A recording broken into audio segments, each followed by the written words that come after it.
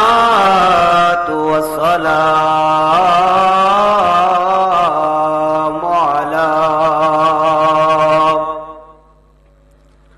من كان نبيا وآدم بين الماء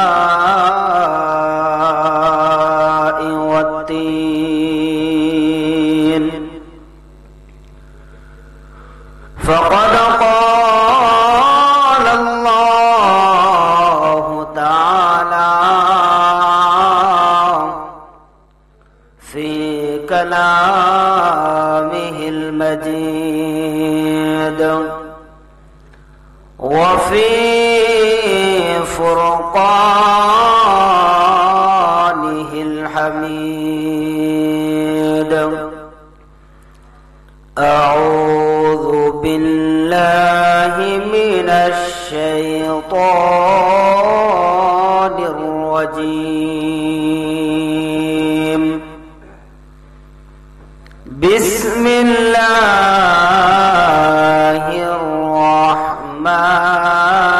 الرحمن الرحيم ألا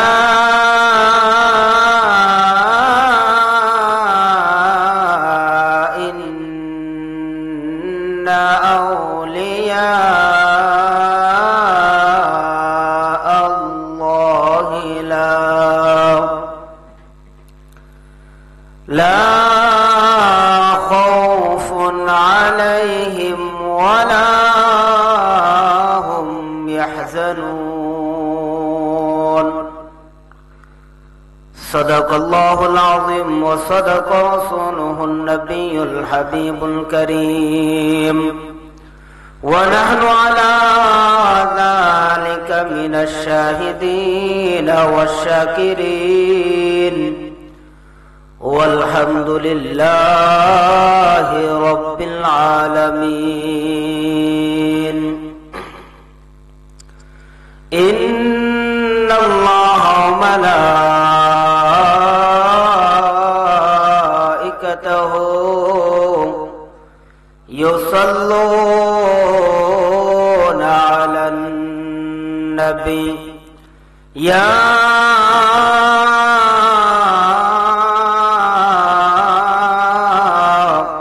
أيها الذين آمنوا صلوا عليه وسلموا تسليما اللهم صل على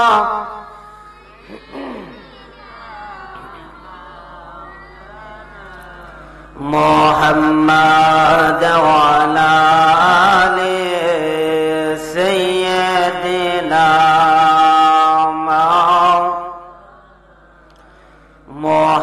محمد اللهم صل على سيدنا مولانا محمد وعلى آل سيدنا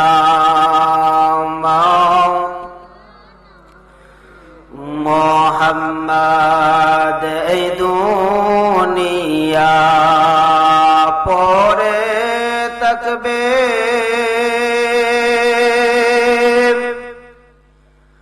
আমরা একদিন থাকবো না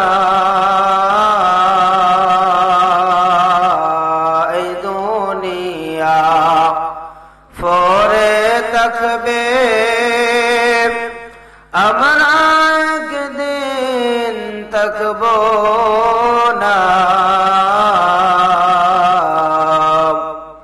সবাই আমাদের ভুলে যাবে নবী গো আপনি ভুলেন না আল্লাহুম্মা সাল্লি مولانا محمد وعلى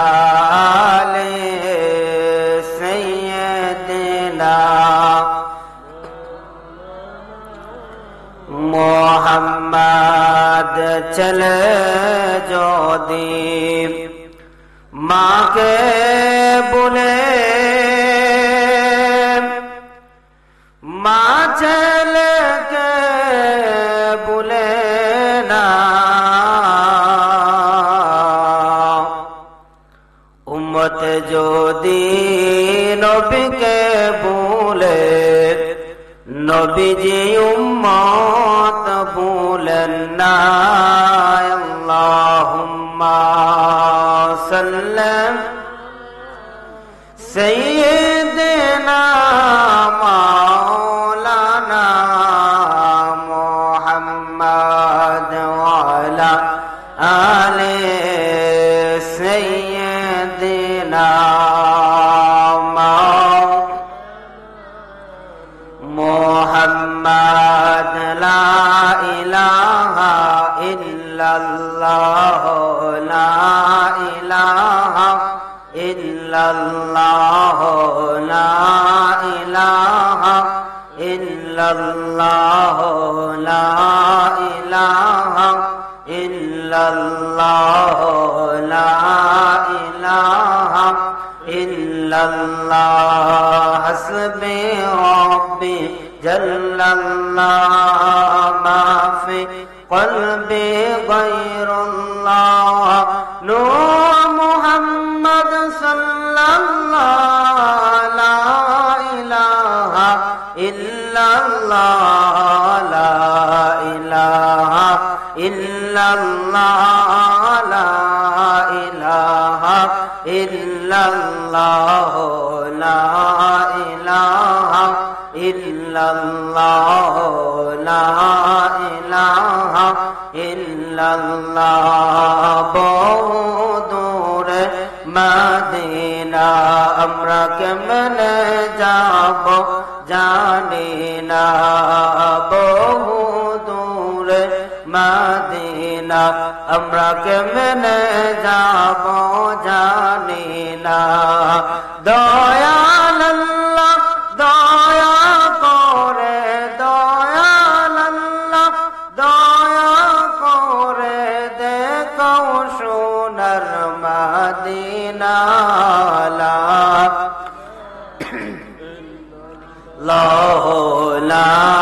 ইলাহা ইল্লাল্লাহ, লা ইলাহা ইল্লাল্লাহ, সুবহানাল্লাহ ওয়ালহামদুলিল্লাহ, লা ইল্লাল্লাহ, সুবহানাল্লাহ ওয়ালহামদুলিল্লাহ, লা ইলাহা ইল্লাল্লাহ, লা ইলাহা ইল্লাল্লাহ, লা ইলাহা ইল্লাল্লাহ, লা ইলাহা ইল্লাল্লাহ, লা ইলাহা ইল্লাল্লাহ, লা ইলাহা ইল্লাল্লাহ, লা ইলাহা ইল্লাল্লাহ মুহাম্মাদুর রাসূলুল্লাহ সাল্লাল্লাহু তাআলা আলাইহি ওয়াসাল্লাম। মুআজ্জাজ মুহতারাম, শুকরিয়া আদায় করি আল্লাহ মহান রব্বুল আলামিনের দরবারে, যে আল্লাহ মহান রব্বুল আলামিন আপনি আমাদের সকলকে কবুল করেছেন, সেজন্য সকলে বলে আলহামদুলিল্লাহ। আবারও শুকরিয়া আদায় করি আল্লাহ রাব্বুল আলামিনের দরবারে, যে আল্লাহ সুবহানাহু ওয়া তাআলা এত সুন্দর একটা মাহফিলে রাত্রি বেলায় আমাদেরকে আসার বসার সুযোগ তৈরি করে দিয়েছেন, সেজন্য সকলে বলে আলহামদুলিল্লাহ। সচরাচর সকল মানুষকে আল্লাহ এত সুন্দর একটা মাহফিলে আসার তৌফিক দেন না, কারণ এরকম একটা মাহফিলে আসতে গেলেও আল্লাহ রাসূল সাল্লাল্লাহু আলাইহি ওয়াসাল্লামের নেক নজরের প্রয়োজন হয়, খুশ নসিব থাকতে হয়। কারণ এমনও হতে পারে যে আজকের এই মাহফিল আপনি আমাদের জন্য জীবনের শেষ মাহফিলও হতে পারে। এমনও হতে পারে যে এই মাহফিল আপনি আমাদের জন্য নাজাতের উসিলাও হতে পারে। আজকে আমরা এই মাহফিলে যতটা খুশি, তার চাইতে 1000 গুণ বেশি খুশি হচ্ছে কবরবাসী। এই মাহফিলের আওয়াজ যখন কবরের মধ্যে গিয়ে বাড়ি খায়, তখন আল্লাহ পাক রব্বুল আলামিন কবরের আযাবকে সামান্য কমিয়ে দেন। সুবহানাল্লাহ। সম্মানিত হাজিরিন, আল্লাহ পাক রব্বুল আলামিন পবিত্র কোরআনুল কারীমের মধ্যে বলেছেন, আলা ইন্না আউলিয়া আল্লাহি লা খাউফুন আলাইহিম ওয়া লা হুম ইয়াহজানুন।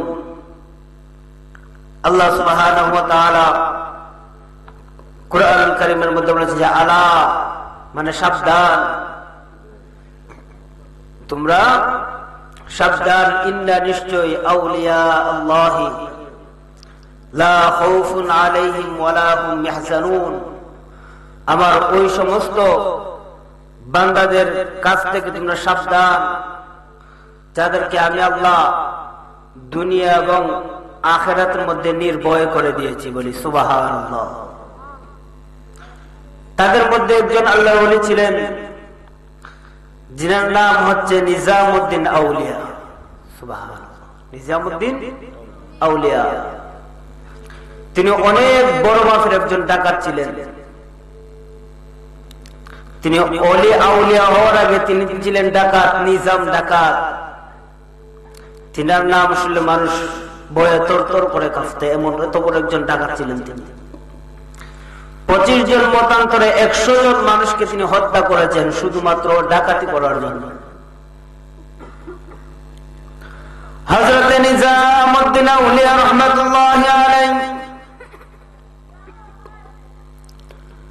জঙ্গলের রাস্তার কিনারের মধ্যে দাঁড়িয়ে দাঁড়িয়ে ডাকাতি করতেন।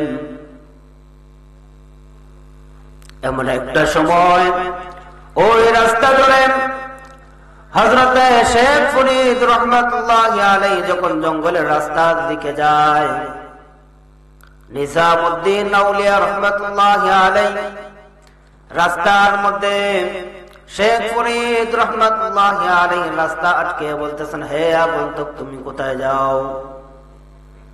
শেখ ফরিদ রাহমাতুল্লাহি আলাইহি বলেন, হে আল্লাহর বান্দা, এটা যেহেতু জঙ্গলের রাস্তা, মানুষ চলাচলের রাস্তা, অবশ্যই এই রাস্তা দিয়ে মানুষ চলাচল করবে।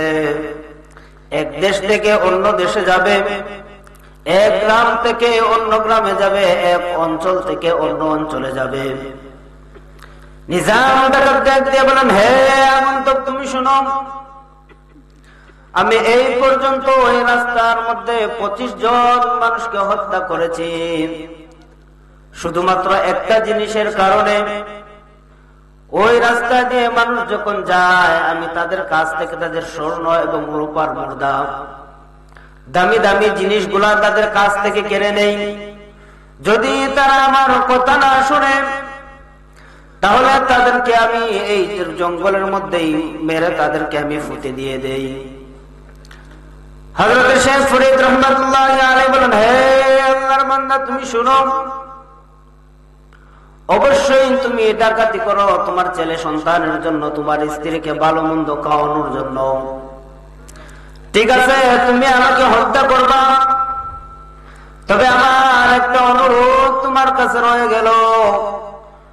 তুমি যে তোমার বিবি সন্তানের জন্য ডাকাতি করো, চুরি ডাকাতি করো, এত মানুষকে হত্যা করলাম, তাদের কাছে তুমি যাও, তাদের কাছে গিয়ে তুমি তাদেরকে বলো যে তারা কি তোমার এই সমস্ত গুনার ভাগীদার হবে কিনা, এই পাপ, এই সমস্ত পাপের ভাগীদার কি তা হবে কিনা। নিজাম ডাকাত ডাক দিয়ে বলেন, হে আগন্তুক, আমি এই ফাঁকে যাই আমার বাড়িতে, আর তুমি এই ফাঁকের মধ্যে তুমি আমার কাছ থেকে পালিয়ে যাও। না না, এটা হবে না। হযরত শেখ ফরিদ রাহমাতুল্লাহি আলাইহি বলেন, আচ্ছা ঠিক আছে, তোমার কোমরের মধ্যে যে বন্ধন রয়েছে, যে দড়িটা রয়েছে, এই দড়ি দিয়ে আমাকে তুমি বেঁধে রেখে দাও, তাহলে হয়তো তোমার বিশ্বাস হবে যে আমি এই জায়গা থেকে পালাবো না। নিজামউদ্দিন আউলিয়া রাহমাতুল্লাহি আলাইহি তিনি তিনার সাধ্য মতো টাইট করে সুন্দর করে বেঁধে বাড়ির মধ্যে গেলেন। যে স্ত্রীকে বলতেছেন, যে স্ত্রী, আমি এই পর্যন্ত 25 জন মতান্তরে 100 জন মানুষকে হত্যা করেছি, নিশ্চয়ই তোমাকে আলিশান বাড়িতে রাখার জন্য, ভালো মন্দ খাওয়ানোর জন্য। তাহলে তুমি বলো না, এই সমস্ত খুনের ভাগীদার কি তুমি আমার সঙ্গে কাল হাসরের মাঠে হইবানি? তখন তিনি আর স্ত্রী ডাক দিয়ে বলেন যে আমার বাবা কি আপনার কাছে আমাকে বিবাহ দিয়ে কোনো অপরাধ করেছেন নাকি?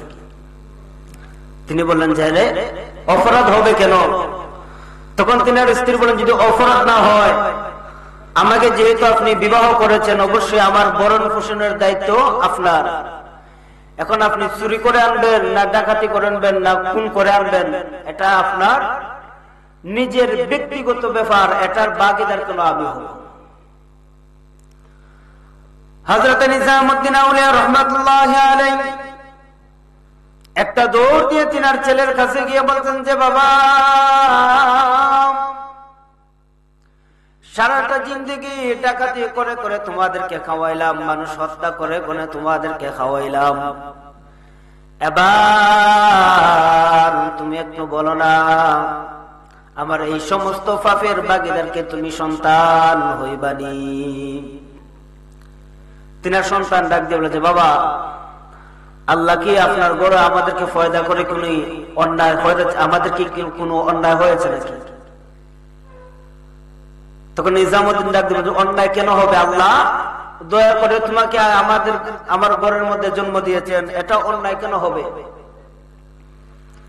তিনার সন্তান ডাক দিয়ে বলে, যদি অন্যায় না হয় তাহলে আপনি যেহেতু আমাদের বাবা, আপনি কেমন করে আমাদেরকে লালন পালন করবেন, এটা একান্ত আপনার নিজের ব্যক্তিগত ব্যাপার। আপনার এই দুনিয়াবি সমস্ত কিছুর গুনার ভাগীদার আমরা হতে পারবো না। হযরত নিজামউদ্দিন আউলিয়া রাহমাতুল্লাহি আলাইহি একটা দৌড় দিয়ে চলে গেলেন। জঙ্গলার মধ্যে যে দেখতেছেন শেখ ফরিদ রাহমাতুল্লাহি আলাইহি তিনি শক্ত করে লতা পাতা দিয়ে, কোমরের বন্ধনী দিয়ে শক্ত করে তিনি গাছের মধ্যে বেঁধে রেখে গিয়েছিলেন। যে দেখতেছেন এই বান কুলে হযরতে শেখ ফরিদ রাহমাতুল্লাহি আলাইহি গাছের গোড়ার মধ্যে বসে বসে আমার মাওলার জিকির করতেছেন, বলি সুবহানাল্লাহ। নিজামউদ্দিন ডাক দিয়ে বলেন, হে আল্লাহর বান্দা, এত শক্ত করে আমি তোমাকে বেঁধে রেখে গিয়েছি, কেমন করে তুমি আমার বাদন করলে, আবার কেমন করে এখানে বসে বসে আল্লাহর জিকির করো? শেখ ফরিদ রাহমাতুল্লাহি আলাইহি বলেন, হে আল্লাহর বান্দা, তুমি শোনো, আমাকে এই বাদন থেকে মুক্তি করেছেন আমার আল্লাহ। সুবহানাল্লাহ। হযরত নিজামউদ্দিন আউলিয়া রাহমাতুল্লাহি আলাইহি শেখ ফরিদ রাহমাতুল্লাহি আলাইহির পায়ের মধ্যে লুটিয়ে পড়তেছেন যে, হে আল্লাহর বান্দা, নিশ্চয় আপনি কোন আল্লাহর ওলি হবেন অথবা আল্লাহর কোন বন্ধু হবেন।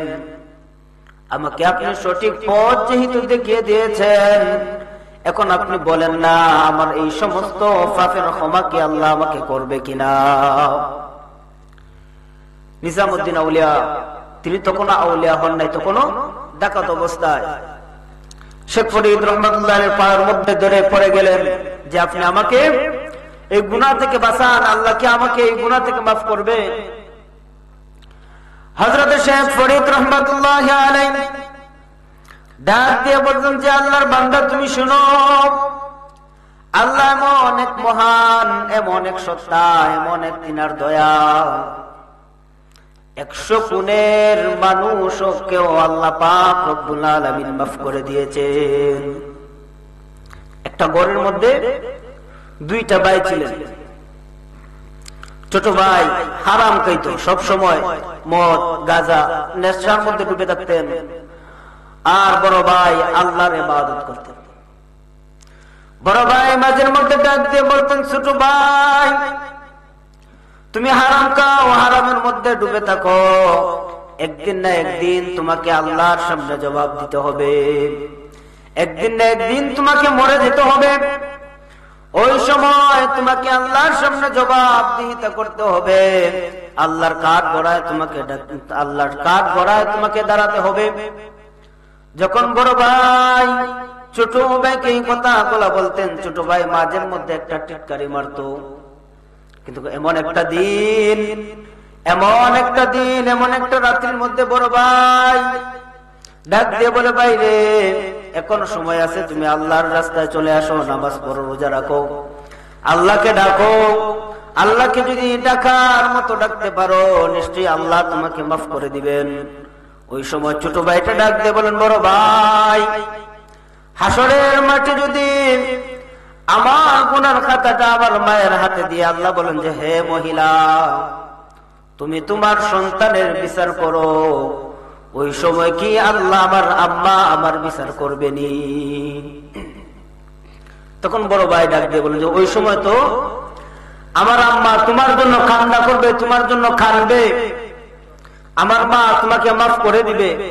তখন ছোট ভাই বলেন যে, ওই সময় যদি আমার মা আমার জন্য কান্না করে আমাকে মাফ করে দেয়, আমার মায়ের চাইতে তো 1000 কোটি গুণ বেশি দয়াবান আমার আল্লাহ। সুবহানাল্লাহ। ওই কথা বলে ছোট ভাই বিছানার মধ্যে পড়ে গেলেন। বড় ভাইকে ডাক দিয়ে বলেন যে, ভাই আমার বুকের মধ্যে কেমন জানি করে। এমত অবস্থায় ছোট ভাইটা মারা গেলেন। মারা যাওয়ার পরে বড় ভাই কাঁদতে কাঁদতে রাত্রে বেলায় ঘুম আসে না, রাত্রে বেলায় ঘুম হয় না। ছোট ভাইয়ের দুঃখে বড় ভাই কাঁদতে কাঁদতে 2টা মধ্যরাত্রির পরে বড় ভাই যখন ঘুমিয়ে গেলেন, ঘুমের ঘরে দেখতেছেন যে ছোট ভাইটা সারা জীবন হারামের মধ্যে লিপ্ত ছিল, সারাটা জীবন হারাম খাইল। ওই ছোট ভাইয়ের কবরের মধ্যে আল্লাহ রাব্বুল আলামিন জান্নাতের বাগান সাজিয়ে দিয়েছেন। সুবহানাল্লাহ। বড় ভাই ডাক দিয়ে বলেন, ছোট ভাই সারা জীবন হারাম খাইলি, আল্লাহর নাফরমানি করলি, আল্লাহ কেন তোমাকে জান্নাত দিল?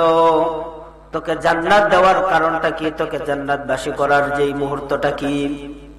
ছোট ভাইটা ডাক দিয়ে বলেন যে, ভাই ওই যে আমি বলেছিলাম আমার মায়ের চাইতে 1000 কোটি গুণ দয়াবান হচ্ছেন আমার আল্লাহ, ওই কথার উপর ভিত্তি করে আল্লাহ এমন খুশি হয়েছেন, আমার সারা জিন্দেগীর গুনাহ আল্লাহ মাফ করে দিয়েছেন, এবং মরার পরে আল্লাহ আমার কবরটাকে জান্নাতের বাগান বানিয়ে দিয়েছেন। সুবহানাল্লাহ। একটু দুরূদ শরীফ পড়ি। আল্লাহুম্মা সাল্লি আলা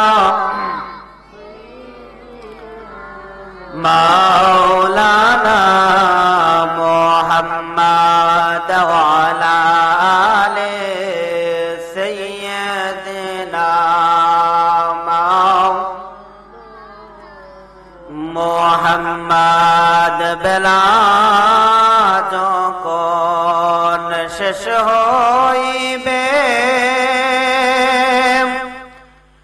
পারের তরি পাইবি না,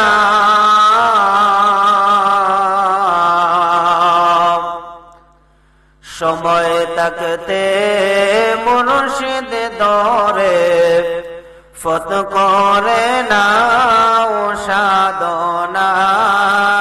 আল্লাহুম্মা সাইয়্যিদিনা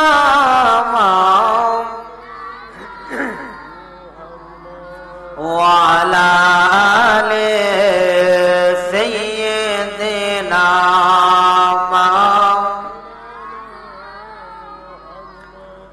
সম্মানিত হাজিরিন, হযরত শেখ ফরিদ রাহমাতুল্লাহি আলাইহি নিজামউদ্দিন আউলিয়া তিনি গোসল করাইলেন, ওযু করাইলেন, তওবা ইস্তেগফার করাইয়া মরা একটা গাছের গোড়ার মধ্যে তিনাকে বসাইলেন আর বললেন, যেদিন ওই গাছের মধ্যে পাতা ফুটবে, ওই দিন মনে করবা আল্লাহ তোমাকে মাফ করে দিয়েছেন। কোন গাছের গোড়ায়? মরা গাছের গোড়ায়। ওলি আল্লাহর সোহবত কেমন দেখেন। হযরত শেখ ফরিদ রহমাতুল্লাহি আলাইহি তিনাকে মরা গাছের গোড়ার মধ্যে বসিয়ে চলে গেলেন। নিজামউদ্দিন আউলিয়া রাহমাতুল্লাহি আলাইহি নিজের ভুলের প্রতি এমন অনুতপ্ত তিনি হইলেন, এত লজ্জিত হইলেন, ওই দিন থেকে তিনি কখনো আর আকাশের দিকে তাকিয়ে দেখে নাই যে আকাশ কালো নাকি সাদা হয়ে গিয়েছে। হযরত নিজামউদ্দিন আউলিয়া হঠাৎ বেলা তিনি দেখেন কোন লোক জানি, একটা লোক কেমন করে জানি ওই ব্যক্তিটা পাহাড় কাটতেছেন। নিজামউদ্দিন আউলিয়া রাহমাতুল্লাহি আলাইহি পাহাড় কাটার আওয়াজ শুনে তিনি গেলেন, যে দেখতেছেন যে একটা যুবক মানুষ, নেশাগ্রস্ত মানুষ একটা কবর করতেছেন। তখন নিজামউদ্দিন আউলিয়া রাহমাতুল্লাহি আলাইহি ওই ব্যক্তিকে ডাক দিয়ে বলছেন যে ভাই, ও আমার ভাই, এই খবর কোরআন কারণটা কি তুমি আমাকে একটু বলবা? তখন ওই ব্যক্তিটা ডাক দিয়ে বলে, হে ভাই তুমি সরো, তুমি তোমার কাজের মধ্যে যাও, তোমার এই কাজের মধ্যে নাক গলানোটা তোমার ঠিক হবে না, আমার কাজের মধ্যে বাধা দেওয়া তোমার জন্য ভালো, তেমন একটা ভালো হবে না। তখন নিজামউদ্দিন আউলিয়া রাহমাতুল্লাহ তিনি বলছেন যে আমাকে যদি তুমি বলো হয়তোবা তোমার কোনো উপকারও আমি আসতে পারি। তখন ওই ব্যক্তিরা বলতেছেন যে ওই যে পাহাড়ের চূড়ার মধ্যে একটা এলাকা দেখা যায়, গ্রাম দেখা যায়, ওই গ্রামের মধ্যে একটা মহিলা ছিল, একটা মেয়ে ছিল। ওই মেয়েটা মাদ্রাসার মধ্যে লেখাপড়া করত এবং অত্যন্ত সুন্দরী ওই মহিলাটি, ওই মেয়েটা ছিল। ওই যুবক ডাক দিয়ে বলেন যে হে গন্তব্য ভাই তুমি শুনো, আমি এলাকার মধ্যে নেশাগ্রস্ত করতাম, খারাপ কাজের মধ্যে মেলামেশা করতাম, খারাপ মানুষদের সঙ্গে আমার উঠা বসা ছিল।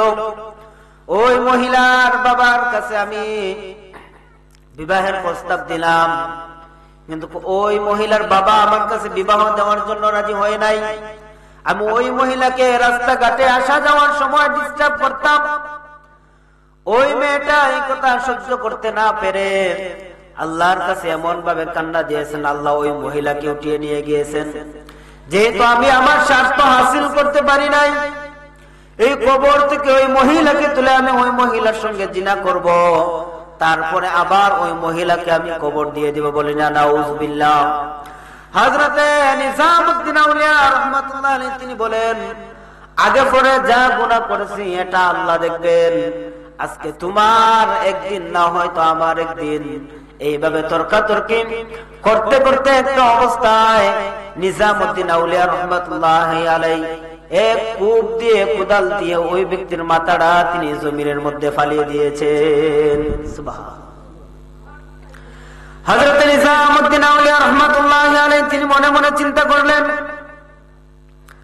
আগের এই তো 25টা থেকে 100টা খুন ছিল, এখন আবার আরেকটা গুনাহ করলাম, আরেকজন মানুষকে আমি হত্যা করে ফেললাম। এই কথা তিনি চিন্তা করতে করতে তিনি যখন আবার গাছের গোড়ার মধ্যে গিয়ে বসলেন, ওই রাস্তা দিয়া 12 বছর পর আবার শেখ ফরিদ রহমাতুল্লাহি আলাইহি যখন যায়, যাওয়ার সময় দেখেন এখনো পর্যন্ত ওই নিজামউদ্দিন আউলিয়া ওই গাছের গোড়ার মধ্যে বসে বসে আমার মাওলার জিকির করে। সুবহানাল্লাহ। নিজামউদ্দিন আউলিয়া তিনাকে দেখে শেখ ফরিদ রহমাতুল্লাহ আলাইহি তিনি বলতেছেন যে আল্লাহ তো মনে হয় তোমাকে মাফ করে দিয়েছে। নিজামউদ্দিন আউলিয়া তিনি বলতেছেন যে কেমন করে আল্লাহ আমাকে মাফ করলেন? যে তুমি কি, শেখ ফরিদ রহমাতুল্লাহ আলাইহি তিনি বলেন যে তুমি কি কখনো গাছের দিকে তাকাও নাই? তখন নিজামউদ্দিন আউলিয়া তিনি বলেন যে আমি এমন গুনাহ আল্লাহর দরবারে করেছি, ওই দিনের পর থেকে এখনো পর্যন্ত আমি দেখি নাই আকাশটা কালো নাকি আকাশটা নীল। সুবহানাল্লাহ। শেখ ফরিদ রহমাতুল্লাহি আলাইহি তিনি বলতেছেন যে বাবারে তুমি গাছের দিকে তাকিয়ে দেখো, ওই মরা গাছের মধ্যে শুধু পাতা জন্মায় নাই, ওই এই মরা গাছের মধ্যে পাতাও জন্মিয়েছে এবং ফলও ধরেছে। আল্লাহ পাক রব্বুল আলামিন তোমাকে মাফ করে দিয়েছেন। সুবহান। শেখ ফরিদ রহমাতুল্লাহি আলাইহি নিজামউদ্দিন আউলিয়া বলতেছেন যে বাবা, গতকাল রাত্রি বেলায় আরেকটা ঘটনা ঘটে গেল, আমি আরেকটা খুন করে ফেললাম। আল্লাহ হয়তোবা আবার আমাকে তিনার কাঠগড়ের মধ্যে আসামি হিসাবে দেখবেন। শেখ ফরিদ রহমাতুল্লাহি আলাইহি তিনি বলেন যে হে নিজামউদ্দিন, তুমি শুনো, কালকে যে আগামীকাল গতকাল যে তুমি খুনটা করেছো, ওই খুন করার কারণে আল্লাহ পাক রব্বুল আলামিন তোমার জীবনের সমস্ত গুনাহ মাফ করে দিয়েছেন। সুবহানাল্লাহ। কেন? যে তুমি একটা মেয়ের ইজ্জত রক্ষার্থে আরেকটা খারাপ মানুষকে হত্যা করেছো, সেই জন্য আল্লাহ ওই জিনিসটা দেখে তোমার প্রতি খুশি হয়ে আল্লাহ তোমাকে মাফ করে দিয়েছে। সুবহানাল্লাহ। আল্লাহর দয়া কত মহান! ওই আল্লাহ পাক রব্বুল আলামিন প্রতিদিন বান্দাদেরকে ডাক দিয়ে বলেন যে বান্দা, আমরা যখন ফজরের সময় ঘুমিয়ে যাই, তখন আল্লাহ পাক রব্বুল আলামিন বান্দাদেরকে ডাক দিয়ে বলেন যে বান্দা, আমার ফজরের নামাজটা চলে যায়, তুমি এখনো ঘুমিয়ে থাকো, আমাকে সেজদা দিবা না। ছোট মানুষের মতো আল্লাহ বান্দাদেরকে ডাক দিয়ে বলেন। যখন ফজরের নামাজটা আমরা ছেড়ে দেই, আবার ফেরেশতারা ডাক দিয়ে বলেন যে আল্লাহ, আপনার বান্দা তো আপনার হুকুম মানে নাই, ওই বান্দাকে সকালের নাস্তা দেওয়ার কোনো দরকার নাই। তখন আল্লাহ কি বলে জানেন? যে বান্দা যদি তোমার হয় তাহলে তুমি নাস্তা দেওয়া বন্ধ করে দাও। যে বান্দা যদি তোমার হয় তুমি নাস্তা দেওয়া বন্ধ করে দাও, বান্দা যদি আমার হয় তাহলে তুমি আমার বান্দাকে নাস্তা দাও। সুবহানাল্লাহ। আল্লাহ কতই না মহান! আল্লাহ কতভাবে আমাদেরকে তিনি মাফ করার জন্য কতভাবে আহ্বান করেন। এই যে আজকে আমরা মাহফিলে আসলাম, এমন হতে পারে যে আজকের এই মাহফিল থেকে বাড়িতে যাওয়ার আগে আগে আল্লাহ আমাদেরকে মাফ করে দিতে পারে। সুবহানাল্লাহ। হযরত আহমদ হারব রহমাতুল্লাহি আলাইহি একটানা 40 দিন যাবত তিনি ইফতারের সময় পানি খায়, আবার সেহরির সময় পানি খায়। 2 বেলা পানি খেয়ে খেয়ে তিনি রোজা রাখেন। এক আল্লাহর ওলির দরবারে তিনি যখন গেলেন, এক আল্লাহর ওলি তিনাকে ডেকে বলছেন যে বাবারে, এইভাবে তুমি রোজা রাখো, তোমার কি দিনের বেলায়ও ভুক লাগে না? রাত্রির বেলায় কি তোমার ভুক লাগে না? আহমদ হারব ডাক দিয়ে বলেন যে হে আল্লাহর ওলি, আমার রাত্রিতেও ভুক লাগে না, দিনের বেলায়ও ভুক লাগে না, এমনকি আবার দুনিয়ার কোনো কথা খেয়াল থাকে না, আমার পরিবারের কথাও মনে নাই, আমার দুনিয়ার যত ধন সম্পদ কোনো কিছুর কথা মনে নাই, এমনকি আমার যে একটা সন্তান আছে ওই সন্তানের কথা পর্যন্ত আমার মনে থাকে না। সুবহানাল্লাহ। ওই আল্লাহর ওলি ডাক দিয়ে বলেন হে আহমদ হারব, এইগুলার পিছনের কারণটা কি?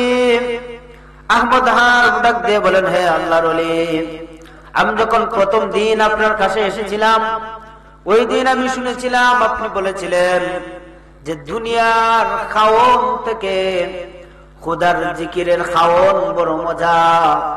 ওই সময় আমি দিনের বেলা যখন রোজা রাখি, সারাদিন আল্লাহর জিকির করি, রাত্রে বেলা যখন আবার ইফতার করি, সারা রাত আল্লাহর জিকির করি। সুবহানাল্লাহ। জিকিরের মধ্যে কত মজা! আহমদ হারব ডাক দিয়ে বলতেন যে আল্লাহর ওলি, কোন এমন ইবাদত করলে আমি আল্লাহর প্রিয় বান্দা হব?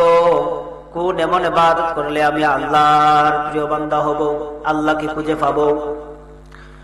আহমদ হারব আল্লাহর ওলি ডাক দিয়ে বলেন হে আহমদ হারব, আল্লাহ পাক রব্বুল আলামিন কে যদি তুমি রাজি খুশি করতে চাও, তাহলে তোমাকে রাত্রি বেলায় একা একা অবস্থায় তোমাকে আল্লাহর ইবাদত করতে হবে।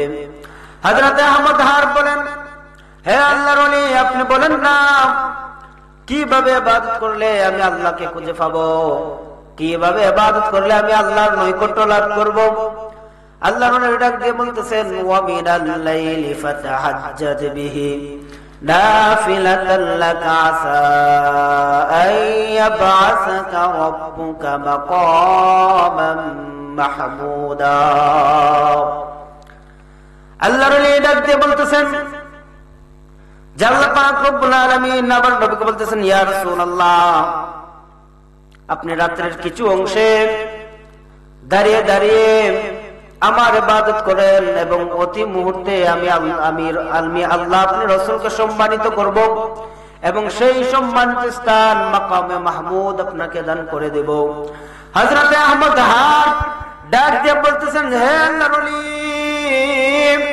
আমি আল্লাহর ইবাদত করব। আমি যদি বাজারের মধ্যে বা আমার বাড়ির মধ্যে আল্লাহর ইবাদত করি একা একা দাঁড়িয়ে, মানুষ আমাকে ডিস্টার্ব করবে। আপনি যদি চান তাহলে আমি দামেস্কের ওই পাহাড়ের চূড়ার মধ্যে চলে যেতে চাই, বা ওই চূড়ার মধ্যে চলে যেতে চাই, জঙ্গলের মধ্যখানে চলে যেতে চাই, যেখানে দুনিয়ার কোনো মানুষ আমাকে চিনবে না, আমাকে বিরক্ত করবে না এবং আমাকে উত্তপ্ত করবে না। আমি ওই জায়গার মধ্যে গিয়ে বসে বসে আমার আল্লাহর জিকির করতে চাই। সুবহানাল্লাহ। আল্লাহর ডাক দিয়ে বলতেন যে, আহমদ হাট, তুমি শোনো, তুমি রাত্রি বেলায় দাঁড়িয়ে দাঁড়িয়ে মাওলার নামাজ পড়বা, 5 ওয়াক্ত নামাজ পড়বা, আর বাকি সময় মাওলার জিকির করবা। এইভাবে তুমি 3 মাস আল্লাহর ইবাদত করবা। 3 মাস পরে তুমি আবার আমার দরবারে আসবা, আবার তোমাকে নতুন সবক দেওয়া হবে। হযরত আহমদ হাট 3 মাস পর আবার আসলেন। আসার পরে আবার তিনি বলতেছেন যে, আহমদ হাট, তুমি শোনো, তোমার গুনাহ যদি তুমি মাফ করাইতে চাও তাহলে রাত্রের একটা অংশের মধ্যে তুমি সেজদাতে বসে বসে তুমি মাওলার কাছে কান্নাকাটি করতে হবে। সুবহানাল্লাহ। তারা নিজের গুনাহ মাফ করানোর জন্য কতই না কিছু করেছেন। নিজের বাড়িঘর, সন্তান সন্ততি সমস্ত কিছু ছেড়ে দিয়ে জঙ্গলের মধ্যে চলে গিয়েছিলেন নিজের গুনাহ শুধু মাফ করানোর জন্য। হযরত আহমদ হাট রাহমাতুল্লাহি আলাইহি ডাক দিয়ে বলেন, হে আল্লাহর ওলি, এইভাবে কতদিন পর্যন্ত আল্লাহর ইবাদত যদি আমি করি তাহলে আল্লাহ আমাকে মাফ করে দিবেন? আল্লাহর ওলি ডাক দিয়ে বলেন যে, আহমদ, ও আহমদ, এইভাবে 3 মাস তুমি আল্লাহর ইবাদত যদি করো, 3টা মাস যদি আল্লাহর কাছে কান্নাকাটি করো, তাহলে নিশ্চয়ই আমার আল্লাহ তোমাকে মাফ করে দিবেন। ওইদিকে হযরতে আহমদ হারবের আম্মা সারা এলাকা চড়িয়ে গেল যে আহমদ হারকে খুঁজে পাওয়া যায় না। আহমদ হারবের আম্মা আল্লাহর ওলির কাছে এসে বলতেছেন যে, আল্লাহর ওলি,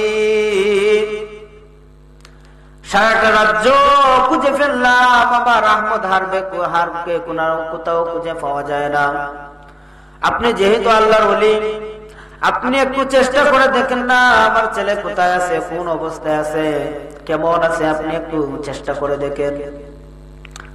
তখন আল্লাহর ওলি তিনি নামাজের মধ্যে দাঁড়িয়ে 2 রাকাত নামাজ পড়লেন। নামাজ পড়ে তিনি যখন মুরাকাবার মধ্যে বসলেন, মুরাকাবার মধ্যে তিনি বসে দেখতেছেন যে হযরতে আহমদ হার সিজদায় পড়ে এমন ভাবে আল্লাহর কাছে কান্নাকাটি করতেছেন। তিনি সিজদা ছেড়ে দিয়ে তিনার আম্মাকে বলতেছেন যে, আপনার ছেলে এমন এক জায়গার মধ্যে রয়েছে যে আপনার ছেলের যে স্থান, এই স্থান আপনাকে বলা যাবে না। হযরত আহমদ হারবের আম্মা ডাক দিয়ে বলতেছেন, হুজুর, যদি আপনি আহমদ হারবের স্থান কোথায় না বলেন তাহলে আমিও মারা যাব, আহমদ হারবের স্ত্রীও মারা যাবে, নবজাতক একটা শিশু রয়েছে, এই শিশুটাও মারা যাবে। হযরতে আহমদ হারবের আম্মা যখন আল্লাহর ওলির কাছে এই কথা বললেন, আল্লাহর ওলি ডাক দিয়ে বলছেন, না না, আপনার আহমদহার এমন এক স্থানের মধ্যে পৌঁছে গিয়েছেন, এমন এক খোদার তালাশ তিনি করতেছেন, এখন যদি আমি আপনাকে বলি তাহলে তিনার সাধ্য হাসিল হবে না, তিনার মাওলাকে পাওয়া হবে না। আহমদহার আম্মা ডাক দিয়ে বলতেছেন, হুজুর। আহমদহার আম্মা ডাক দিয়ে বলছেন যে, হুজুর আচ্ছা ঠিক আছে, আমার ছেলে যখন আপনার কাছে আবার আসবে তখন আপনি আমাকে একটা খবর দিবেন, আমি এসে আমার ছেলেকে দেখেই চলে যাব।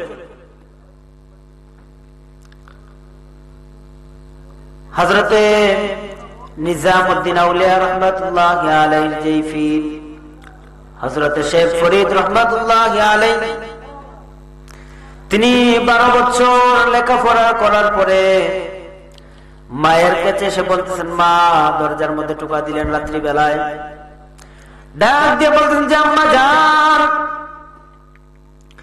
আমি আপনার ছেলে শেখ ফরিদ 12 বছর লেখাপড়ার করে আমি আপনার দরবারে আসলাম। আম্মা জান দরজাটা খুলেন, ভিতর থেকে জবাব আসলো যে, তুমি কোন ফরিদ? সুবহানাল্লাহ বলতেন না? ভিতর থেকে জবাব আসলো, কোন ফরিদ? তিনি বলতেন যে, আম্মা জান, আমি আপনার ছেলে শেখ ফরিদ। তখন তিনার আম্মা বলতেছেন যে, তুমি কি এমন এলেম শিক্ষা করলা, দরজা খুলতে গেলে মাকে ডাক দিতে হয়। সুবহানাল্লাহ। শেখ ফরিদ রহমাতুল্লাহ আলাইহি বলেন যে, আম্মা, জীবনে কত কিতাব পড়লাম, কত দোয়া পড়লাম, কিন্তু বাহির থেকে ভিতরের বন্ধ করা দরজা কুলার দোয়া তো আজ পর্যন্ত পড়লাম না। হযরত শেখ ফরিদের আম্মা তিনাকে বলতেছেন যে, তুমি বাহিরে, তুমি ভিতরে আসো, আমাকে বাহিরে দেও। শেখ ফরিদের আম্মা, শেখ ফরিদ ডাকতে বলেন যে, শীতের রাত, আমি যদি আপনাকে বাহিরে আসি, আমি যদি আবার ভিতরে যাই তাহলে আমার বেয়াদবি হবে, আমাকে আল্লাহ গুনাহ দিবে। তিনার আম্মা বলতেছেন যে, তোমার বেয়াদবি হবে না, গুনাহ হবে না, তুমি ভিতরে আসো, আমাকে বাহিরে দাও। শেখ ফরিদ রাহমাতুল্লাহি আলাইহি ভিতরে গেলেন। তিনার আম্মা ডাক দিয়ে বলতেন, বাবারে, দরজাটা সুন্দর করে আটকাও। ভিতর থেকে তিনি শক্ত করে আটকাইলেন। তিনার আম্মা একটা ডাক দিয়ে বলেন, আল্লাহ, আমি যদি আমার মাওলার একনিষ্ঠ বান্দী হয়ে থাকি, আর আমার রাসূলের উম্মত হয়ে থাকি, আমার পীর মুর্শিদের একনিষ্ঠ মুরিদ হয়ে থাকি, তাহলে আমি হুকুম দিলাম, এই বন্ধ দরজা খুলে যাও। এই কথাটা বলতে দেরি ভিতরের থেকে বন্ধ করে দেওয়া দরজা আল্লাহর হুকুমে খুলে গেল। সুবহানাল্লাহ। হযরত শেখ ফরিদ রাহমাতুল্লাহ আলাইহি ডাক দিয়ে বলতেন যে, আম্মা জান, এই ইলম কোন জায়গার মধ্যে গেলে শিখতে পারবো, কোন মাদ্রাসা বা স্কুলের মধ্যে গেলে, ভার্সিটির মধ্যে গেলে এই ইলম আমাকে শিক্ষা দেওয়া হবে? তিনার আম্মা ডাক দিয়ে বলতেন, বাবারে, দুনিয়ার কোন ভার্সিটির মধ্যে, মাদ্রাসার মধ্যে গেলে এই ইলম তুমি শিক্ষা করতে পারবা না। যদি তুমি এই ইলম তোমাকে শিক্ষা করতে হয়, তাহলে অবশ্যই তোমাকে কোনো না কোনো পীরের কাছে তোমাকে বায়াত হতে হবে। তোমার সমস্ত কিছু ওই পীরের কদমের মধ্যে ঢেলে দিতে হবে। হযরতে শেখ ফরিদ রাহমাতুল্লাহি আলাইহি ডাকতে বলেন, আম্মা জান, ওই পীরের বাড়ি কোথায়? তিনি একটা চিঠি লিখে দিলেন। চিঠি দেখে দেখে 6 মাস হাঁটতে হাঁটতে তিনি একটা নদীর কিনারার মধ্যে গেলেন। যাইয়া দেখতেছেন একটা নৌকাও নাই, একটা মাঝিও নাই, কোনো কিছুই নৌকাই নদীর পাড়ের মধ্যে নাই। আর নদীর ওই পার থেকে একজন আল্লাহর ওলি, তিনি মুরাকাবার মধ্যে বসে দেখতেছেন যে যেই ব্যক্তি তিনার কাছে আসতেছেন, তিনার ব্যাটারির পাওয়ার হচ্ছে 1000, আর যিনি বসে বসে দেখতেছেন তিনার ব্যাটারির পাওয়ার হচ্ছে 500। হযরত আলী কলন্দর রাহমাতুল্লাহি আলাইহি শেখ ফরিদ রাহমাতুল্লাহি আলাইহি যে চিঠি নিয়ে গিয়েছিলেন, দেখতেছেন চিঠি অনুযায়ী জায়গা সবকিছু ঠিক আছে, রাস্তাও ঠিক আছে, নদীও ঠিক আছে। তিনি কাগজ দিয়ে একটা নৌকা বানাইলেন, ইল্লাল্লাহ লক্ষ্মী বানায়া, মুহাম্মদের বইটা বানায়া তিনি আল্লাহ আল্লাহ করে কাগজের নৌকার মধ্যে বর করে তিনি নদী পাড়ি দিতেছেন। সুবহানাল্লাহ। হযরতে বুখারী কলন্দর রাহমাতুল্লাহ আলাইহি তিনি জানালা দিয়ে মাথা বান করে দেখতেছেন যে শেখ ফরিদকে তিনি আটকানোর জন্য সমস্ত নৌকাগুলা তিনি উঠিয়ে নিলেন। তিনি দেখতেছেন যে ওই শেখ ফরিদ কাগজের নৌকার মধ্যে বর করে করে নদী পার হয়ে যাইতেছে। বুখারী কলন্দর ডাক দিয়ে বলেন, আল্লাহ ও আল্লাহ, ওই শেখ ফরিদ যেন আমার কাছে না আসতে পারে। ওই শেখ ফরিদের নৌকাটা তুমি এক জায়গার মধ্যে 12 বছর আটকিয়ে দাও। শেখ ফরিদ রহমাতুল্লাহি আলাইহি 12 বছর পরে তিনার হুঁশ আসলো নৌকা কোন দিকে যায়। নৌকা সামনেও যায় না, পিছনেও যায় না, এক জায়গার মধ্যে ঘুরপাক খায়। শেখ ফরিদ রহমাতুল্লাহি আলাইহি যখন চক্ষু দিয়ে যখন তিনি নজর করলেন, দেখতেছেন ওইদিকে বুখারী কলন্দর মিটি মিটি করে হাসতেছে আর বলতেছে, শেখ ফরিদ কেমন করে আসবা? শেখ ফরিদ রহমাতুল্লাহি আলাইহি আল্লাহর কাছে দোয়া করলেন, আল্লাহ আমি নির্দোষ মানুষের 12টা বছর যে ব্যক্তি নষ্ট করে দিল, ধ্বংস করে দিল, ওই ব্যক্তির মাথার মধ্যে তুমি বড় বড় 2টা শিং লাগিয়ে দাও। আল্লাহ 2টা শিং লাগিয়ে দিলেন। বুখারী কলন্দর তিনি মনে মনে চিন্তা করলেন যে 12 বছর তো খেলা দেখলাম, এবার একটু বিশ্রাম নেই। বিশ্রাম নেওয়ার জন্য তিনি যখন মাথার ভিতরে নেবেন, দেখেন যে বিশাল বড় বড় 2টা শিং মাথার মধ্যে লাগানো। তিনি ডাক দিয়ে বলেন, আল্লাহ এত বড় বড় শিং কে লাগাইলো? আল্লাহ বলতেছেন, যার 12 বছর তুমি নষ্ট করেছো ওই ব্যক্তি লাগাইছে। হযরত বুখারী কলন্দর রাহমাতুল্লাহ আলাইহি ডাক দিয়ে বলেন, আল্লাহ যা হবার হবে, যা হয়ে যাওয়ার হবে, শেখ ফরিদ রহমাতুল্লাহ আলাইহির নৌকাটা তুমি ছেড়ে দাও। আল্লাহ ছেড়ে দিলেন। শেখ ফরিদ রহমাতুল্লাহ আলাইহি আবার দোয়া করলেন, আল্লাহ ওই ব্যক্তির শিংটা তুমি উঠিয়ে নাও। তিনার শিং আল্লাহ তিনি উঠিয়ে নিলেন। যাওয়ার পরে শেখ ফরিদ রাহমাতুল্লাহ আলাইহি দেখতেছেন 3 তলা বাড়ির মধ্যে নিচের তলা নাই। সুবহানাল্লাহ। 3 তলা বাড়ির মধ্যে নিচের তলা একদম শূন্য নাই। হযরত শেখ ফরিদ রাহমাতুল্লাহ আলাইহি বুখারী কলন্দর রাহমাতুল্লাহ আলাইহির কাছে যাওয়ার পরে যায় দেখতেছেন তিনি নামাজ পড়েন। নামাজ পড়ার পরে বুখারী কলন্দর রাহমাতুল্লাহ আলাইহি ডাক দিয়ে বলে, বাবা রে, যে ইলমের জন্য আমার কাছে তুমি আসছো ওই ইলম আমার কাছে নাই। শেখ ফরিদ রাহমাতুল্লাহ আলাইহি মনে মনে চিন্তা করলেন যে ইলম তোমার কাছে নাই, আমার 12টা বছর তুমি যে হয়তো নষ্ট করেছো, আজকে তোমার খবর আছে। শেখ ফরিদ হযরত বুখারী কলন্দর রাহমাতুল্লাহ আলাইহি বলেন, যে ইলমের জন্য তুমি এসেছো ওই ইলম যদি তুমি পাইতে চাও তাহলে তোমাকে হিন্দুস্তানে চলে যেতে হবে। হযরতে কুতুবউদ্দিন বখতিয়ার কাকি রাহমাতুল্লাহ আলাইহির দরবারে তোমাকে চলে যেতে হবে। ওই জায়গার মধ্যে যদি যাও তাহলে ওই আল্লাহর ওলিকে যদি তুমি খুশি করতে পারো, মুহূর্তের মধ্যে কুতুবউদ্দিন বখতিয়ার কাকি তোমাকে কুতুবুল আকতাব বানিয়ে দিবেন। সুবহানাল্লাহ। হযরত শেখ ফরিদ রাহমাতুল্লাহ আলাইহি বলেন, আচ্ছা ঠিক আছে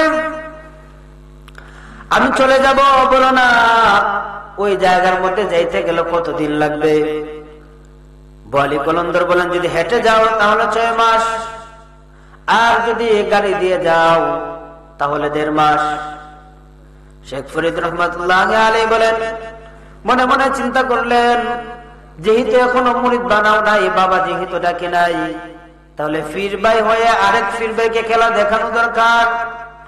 শেখ ফরিদ রাহমাতুল্লাহ আলাইহি বলেন, বুখারী কলন্দরকে বলেন, তোমার চক্ষুটা তুমি বন্ধ করো। বুখারী কলন্দরের চক্ষুটা যখন বন্ধ করলেন, তিনাকে একটা তাপ্পড় দিলেন, আস্তে করে একটা তাপ্পড় দিলেন।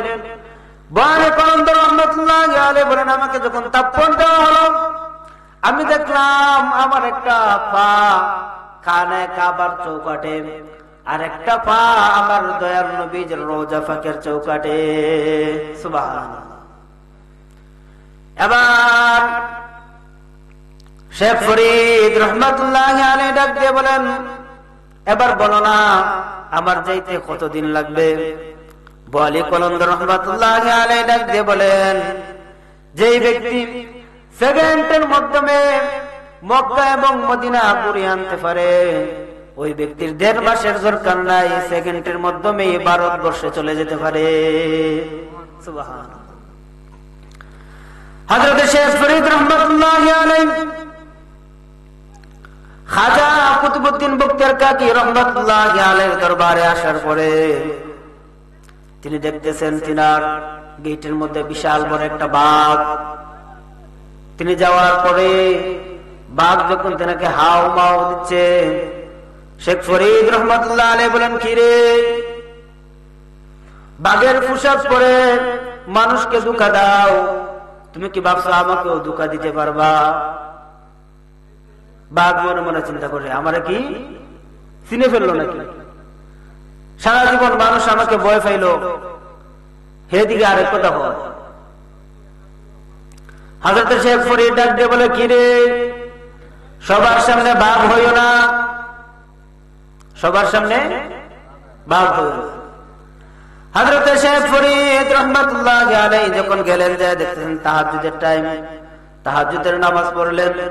নামাজ পড়ার পরে, ফজরের নামাজ পড়ার পরে হযরতে কুতুবউদ্দিন বখতিয়ার কাকি রহমাতুল্লাহি আলাইহি দেখতেছেন, বলতেছেন তিনার মুরিদদেরকে, তিনি বলতেছেন যে আমার নাকের মধ্যে মদিনার গান লাগে, আমার ঘরের মধ্যে কি কোনো, আমার দরবারের মধ্যে কি কোন মদিনার কোন মেহমান আসছে কিনা। তিনার মুরিদেরা 5-6 জন মুরিদ, তারা মনে মনে বলে, একটা আরেকটার বলেন যে দেখ, আগে তো মনে ভাবতেন যে এমনি বন্ডামি করে, আমরা 6 জন ছাড়া এখানে আর কেউ না, মদিনার গেরান বুঝি লাগে। হযরত কুতুবউদ্দিন বখতিয়ার কাকি রহমাতুল্লাহি আলাইহি এই কথা বলার পরে শেখ ফরিদ রহমাতুল্লাহি আলাইহি আবার তিনার সামনে আসলেন, বলতেছেন, কুতুবউদ্দিন বখতিয়ার কাকি রহমাতুল্লাহি আলাইহি তিনাকে বলতেন যে বাবা, তুমি নামাজ পড়েছো কিনা, ফজরের নামাজ তুমি পড়েছো কিনা? শেখ ফরিদ রহমাতুল্লাহি আলাইহি বলেন, হ্যাঁ আমি অবশ্যই ফজরের নামাজ পড়েছি। বাকি 6 জন ডাক দিয়ে বলেন যে হে আল্লাহর ওলি, ওই ব্যক্তি মিথ্যা কথা বলেন, কারণ আমরা 6 জন ছাড়া এই মসজিদের মধ্যে আর কেউ নাই, ওই ব্যক্তি কোথায় ফজরের নামাজ পড়লো? হযরত শেখ ফরিদ রাহমাতুল্লাহ আলাইহি ডাক দিয়ে বলেন, হে আল্লাহর বান্দারা, তোমরা আর জ্বালায়ও না, এমনিতেই সারা অঙ্গে ব্যথা, ওষুধ দেওয়ার মতো কোনো জায়গা নাই। আবার যদি তোমরা চিল্লা ফাল্লা করো, এক মুখরে 32 মুখ বানাইয়া দজলা নদীর মধ্যে বাসাইয়া দিমু। সুবহানাল্লাহ। এক মুখরে 32 মুখ বানাইয়া দজলা নদীর মধ্যে ফালাই। খাজা কুতুবউদ্দিন বখতিয়ার কাকি রহমাতুল্লাহি আলাইহি বলেন, তুমি ফজরের নামাজ কোথায় পড়েছো? হযরত শেখ ফরিদ রাহমাতুল্লাহি আলাইহি বলেন, আমি তাহাজ্জুদের নামাজ পড়েছি খানায়ে কাবার মধ্যে, আর ফজরের নামাজ পড়েছি আমার নবীর রওজার মধ্যে। সুবহানাল্লাহ। ওই জায়গার মধ্যে নামাজ পড়ে তড়িঘড়ি করে আমি তোমার দরবারে এসেছি মুরিদ হওয়ার জন্য। সুবহানাল্লাহ। তড়িঘড়ি করে আমি মুরিদ হওয়ার জন্য এসেছি।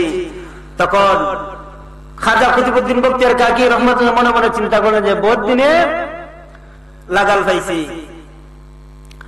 খাজা কুতুবউদ্দিন বখতিয়ার কাকি রহমাতুল্লাহি আলাইহি বলেন, তোমাকে মুরিদ করা যাবে 2টা শর্তে। যদি তুমি 2টা কাজ করে দিতে পারো, তাহলে অবশ্যই তোমাকে আমি মুরিদ করে নেব। প্রথম কাজ কি? প্রথম কাজ হলো একটা কলসি তিনাকে দিলেন, যে এই কলসির মধ্যে তোমাকে গরম পানি এনে দিতে হবে। প্রতিদিন আমি তাহাজ্জুদের নামাজের আগে গরম পানি চাইব, চাওয়ার আগে যেন আমি গরম পানি পেয়ে যাই। যে কলসিটা তিনাকে দিলেন, এই কলসির মুখ আছে কিন্তু তলা নাই। কলসির মুখ আছে কিন্তু তলা নাই। পানিটা হতে হবে আবার গরম, তাও আবার আগুনের না। আগুন ছাড়া পানি গরম কখনো সম্ভব? তখনকার জামানার মধ্যে তো কারেন্টের চুলাও ছিল না, আবার হিটারও ছিল না। হযরতে শেখ ফরিদ রহমাতুল্লাহি আলাইহি বলেন, এটা আমার কাছে এটা আমার বাম হাতের কাজ, এটা কোনো কাজই না।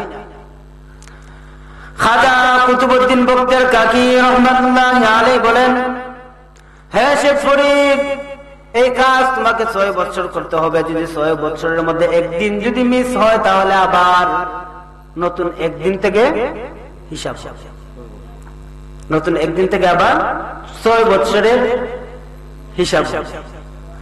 হযরতে শেখ ফরিদ রহমাতুল্লাহি আলাইহি বলেন, শেখ ফরিদ রহমাতুল্লাহি আলাইহি বলেন, আচ্ছা ঠিক আছে, সমস্যা নাই, কাজ শুরু। 5 মাস 29 দিন তিনাকে পানি দিলেন। পরের দিন খাজা কুতুবউদ্দিন বখতিয়ার কাকি রহমাতুল্লাহি আলাইহি বলতেছেন যে, আল্লাহ, ওই শেখ ফরিদ যেন পানি না আনতে পারে। আবার শেখ ফরিদ রহমাতুল্লাহি আলাইহি তিনি আল্লাহর কাছে দোয়া করলেন, আল্লাহ, তাহাজ্জুদের টাইম যেন শেষ না হয়। সুবহানাল্লাহ। তো আল্লাহ পাক রব্বুল আলামিন যেন আমাদেরকে আমল করার তৌফিক দান করেন, সকলে বলি আমিন। আমার কথাবার্তা এবং আচরণের যারা যদি কেউ কষ্ট পেয়ে থাকেন, তাহলে ক্ষমার দৃষ্টিতে দেখবেন। ওয়া আখিরুদ দাওয়ানা আলহামদুলিল্লাহি রাব্বিল আলামিন। আসসালামু আলাইকুম ওয়া রাহমাতুল্লাহ।